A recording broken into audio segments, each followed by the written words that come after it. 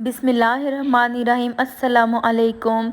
जनाब, अगर आपका ईद के दिन खाने का दिल करता है कुछ ऐसा जो चटपटा मसालेदार भी ना हो लेकिन टेस्ट में हो बहुत ही लाजवाब, तो ये रेसिपी है सिर्फ़ और सिर्फ आपके लिए, जिसमें बहुत ज़्यादा मसाले नहीं जाते लेकिन ये खाने में इतना टेस्टी बनता है कि जो खाएगा ना वो आपके हाथ भी चूमेगा। तो चलते हैं जल्दी से अपनी रेसिपी की तरफ। ये मज़ेदार सा अफ़गानी कीमा टाइप में एक कीमा बना रही हूँ। अपने स्टाइल से अफ़गानी कीमा बना रही हूँ। इसके लिए मैंने पैन ले लिया है, आप कढ़ाई भी ले सकते हैं। इसमें मैंने 500 ग्राम बीफ का कीमा डाल दिया है। अच्छा जी, बीफ का कीमे की जगह आप चिकन या मटन का कीमा भी यूज़ कर सकते हैं, बट ये अच्छी तरह से वॉश हुआ होना चाहिए। आप जब कीमा करवाते हैं आप उस वक्त मीट के पीस को वॉश करवाएं तो ये ज़्यादा बेटर होता है। अब इसके बीच में अदरक लहसुन पिसा हुआ मैं डाल रही हूँ, 1 टेबलस्पून भर के आप डालेंगे। इसके बाद इसके बीच में 2 कप पानी आपने डाल देना है। अगर आपके पास चिकन का कीमा है ना तो आपने क्या करना है, इसमें ज़्यादा पानी नहीं डालना, वो बहुत जल्दी गल जाता है। लेकिन ये वाला कीमा जल्दी नहीं गलता, सो मैंने यहाँ पे पानी ज़्यादा डाला है। अब कवर कर देना है आपने और 15 मिनट के लिए इसको रख देना है दरमियानी आंच पे, ताकि इसका पानी भी ड्राई हो जाए और साथ ही साथ ये गल भी जाए। 15 मिनट गुजर चुके हैं और यहाँ पे देखें कीमे का पानी काफ़ी हद तक ड्राई हो चुका है। इसको आपने कम्प्लीटली ड्राई अभी नहीं करना है। अभी आपने क्या करना है, इसके बीच में डालना है घी। घी मेरे पास हाफ कप था, जिसमें से मैं 2 टेबलस्पून जस्ट अभी डाल रही हूँ। सॉरी, 3 टेबलस्पून मैं इसके बीच में अभी डाल रही हूँ। घी डालने के बाद आपने इसकी अच्छी से भुनाई करनी है ताकि ये अच्छे से पक जाए और इसके बीच में जो एक स्मेल होती है कीमे की वो इसके बीच में से ख़त्म हो जाए। इसको आपने भुनाई करनी है 4 से 5 मिनट या फिर अंटिल इसका पानी जो है ना वो ड्राई हो जाए। अब इसको रख देंगे आप साइड पे एक बाउल में निकाल के। इसी पैन में आपने क्या करना है, नेक्स्ट स्टेप करना है। इसके लिए मैंने क्या किया है, घी ले लिया है हाफ कप, जो मैंने जिसमें से मैंने 3 टेबलस्पून निकाला था, वो उसी वाला रिमेनिंग जो घी है मैंने यूज़ किया है। इसकी जगह आप बटर भी यूज़ कर सकते हैं और कुकिंग ऑयल भी यूज़ कर सकते हैं।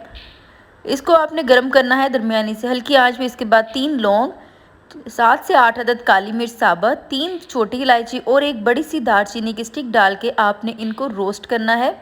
ध्यान रखिएगा तेज़ आंच बिल्कुल भी ना हो, वरना ये मसाले जल सकते हैं। अब यहाँ पे आपने क्या करना है, मेरे पास ये ज़बरदस्त सा एक पाउडर कह रही हूँ, सॉरी, पेस्ट बना हुआ है। इसके लिए मैंने क्या किया था, एक छोटे साइज़ की प्याज, 1 कप हरा धनिया और हरी मिर्चें मैंने 3 अदद तीखी वाली इसके बीच में डाल दी थी और इनको अच्छी तरह से मैंने पीस लिया है। हरी मिर्चें थोड़ी बहुत साबुत हैं तो इसका कोई इशू नहीं है, आपने इस चीज़ की परेशानी नहीं करनी है। 2 मिनट के बाद आपने इसके बीच में नमक डालना है अकॉर्डिंग टू टेस्ट। इसके बाद यहाँ पे जाएगा गरम मसाला पाउडर, 1/4 टीस्पून आपने डालना है, ये मेरा होममेड है। इसके बाद यहाँ पे है जी ज़ीरा, ये मैंने थोड़ा सा ना पीस लिया था, हल्का सा ड्राई बर्तन था ये, थोड़ा सा इसलिए ड्राई कह रही हूँ, सॉरी, गीला हो गया, गीला बर्तन था इसलिए।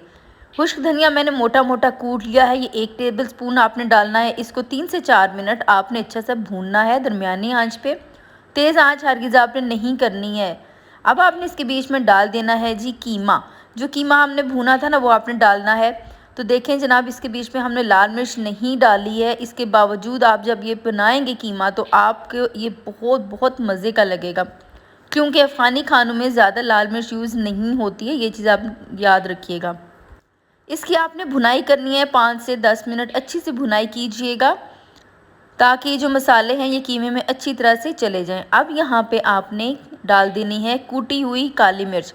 कूटी हुई काली मिर्च 1 टीस्पून आपने डालनी है और हमेशा फ्रेशली कूट के डालिएगा, पिसी हुई नहीं डालिएगा। साथ ही यहाँ पे मेरे पास हाफ कप से थोड़ा सा ज़्यादा दही है। रूम टेम्परेचर पे आपने हमेशा दही डालना है और हल्का सा पानी डाल के फिर दही डालना है। पानी दही में डाल के फिर आपने वो दही डालना है, वरना क्या होता है दही की गुठलियाँ बन जाती हैं या फिर फट जाता है। अच्छी तरह से आपने मिक्स करना है इसे और अब आपने ये देखें कितना खूबसूरत कलर आ रहा है। यहाँ पे अब आपने डाल देनी है जी क्रीम। क्रीम डालनी है आपने 3 टेबलस्पून, बहुत ज़्यादा क्रीम नहीं डालिएगा लेकिन क्रीम इसमें ज़रूर डालनी है। मोस्ट इम्पॉर्टेंट इंग्रेडिएंट जो है ना वो है ये इसमें। अब आपने इसको मिक्स करना है और अच्छे से, ताकि क्रीम जो है ना इसके बीच में अच्छे से मिक्स हो जाए। इसके बाद आप कवर कर देंगे दरमियानी हल्की आंच पे, इसको तेज़ आंच पे कवर करके नहीं रखिएगा, तकरीबन 5 मिनट के लिए कवर कीजिएगा। अब आपने इसको कर देना है अनकवर और ये देखें कितनी प्यारी इसकी लुक आती जा रही है। अब आपने इसके बीच में डाल देनी है 3-4 ये हरी मिर्चें डाल दीजिए, तीखी वाली हरी मिर्चें नहीं हैं, नॉर्मल हरी मिर्चें हैं, बहुत ज़्यादा स्पाइसी जो नहीं होती हैं। उसके बाद मैं यहाँ पे डाल दूँगी कसूरी मेथी, हाथ से रगड़ के डालिएगा, हाफ़ टी स्पून से क्वार्टर टी स्पून के दरमियान। गरम मसाला पाउडर मैं यहाँ पे हाफ़ टी स्पून डाल रही हूँ और हरा धनिया डाल रही हूँ। ये सब चीज़ें डालने के बाद आपने क्या करना है, यहाँ पे मेरे पास है जी कोयला, इसको मैंने अच्छा सा दहकाया हुआ था, थोड़ी सी कमी रह गई थी, लेकिन आपने इसको 5 मिनट तक तेज़ आंच पे दहकाना है। उसको मैं आपने बाउल के बीच में या फिर रोटी के ऊपर रख के इसके ऊपर आपने घी या ऑयल छिड़क देना यानी कि पोर कर देना हल्का सा, और इसको कवर करके 5 मिनट आपने रखना है। बहुत अच्छा सा स्मोक का इसमें फ्लेवर आ चुका है और यहाँ पे देखिए हमारा कीमा बिल्कुल रेडी हो चुका है। बहुत मज़ेदार सा, बहुत ज़बरदस्त सा हमारा कीमा रेडी हुआ है। ये इतना मज़ेदार होता है, हल्की हल्की ग्रेवी इसमें होती है, बहुत ही टेस्टी होता है। इसको अब हम क्या करेंगे, सर्विंग डिश में डालेंगे।